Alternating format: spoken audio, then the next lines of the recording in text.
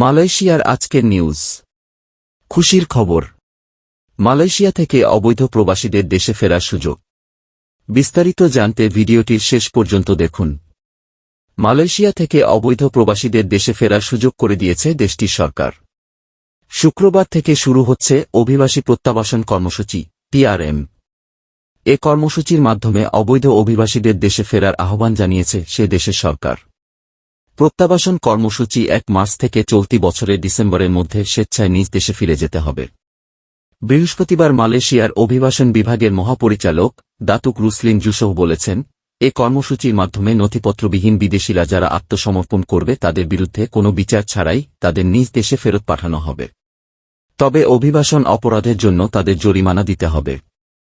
নতুন কর্মসূচির আওতায় কোনো রকম নথিপত্র ছাড়া মালয়েশিয়া প্রবেশ করে থাকলে তাদের ৫০০ রিঙ্গিত আর ভিসার মেয়াদ শেষ হয়েছে খুব বেশি দিন হয়নি এমন অবৈধ অভিবাসীদের জন্য জরিমানা দিতে হবে ৩০০ রিঙ্গিত।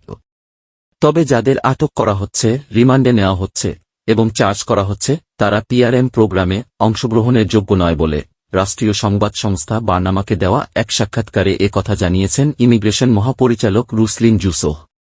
তিনি আশা করেন ৩ থেকে ৪ লাখ অবৈধ অভিবাসীরা এ কর্মসূচি গ্রহণ করবে।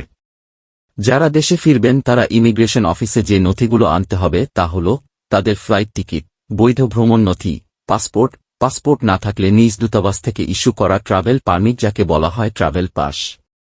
রুলিন বলেন, PRM প্রোগ্রাম সফল করতে ইন্দোনেশিয়া এবং বাংলাদেশ সহ বিদেশি দূতাবাসগুলোর সহযোগিতা চাইতে শিগগিরই দূতাবাসগুলোর সাথে আলোচনায় বসবে অভিবাসন বিভাগ। টিকিট সহ প্রয়োজনীয় কাগজপত্র নিয়ে ইমিগ্রেশন অফিসে আত্মসমর্পণ করার পর অভিবাসীদের ১৪ দিনের মধ্যে দেশ ত্যাগ করতে হবে।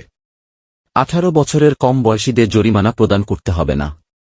জরিমানা কম্পাউন্ড পরিশোধের বিষয়ে রুসলিন বলেন, বিভাগ বা স্বরাষ্ট্র মন্ত্রণালয় PRM বাস্তবায়নে কোনো এজেন্ট নিয়োগ করেনি। শুধুমাত্র ক্রেডিট কার্ড, ডেবিট কার্ড বা টাচ অ্যান্ড গো ইওয়ালেটের মতো ইলেকট্রনিক পেমেন্ট মোডগুলি জরিমানা পরিশোধের জন্য গৃহীত হবে।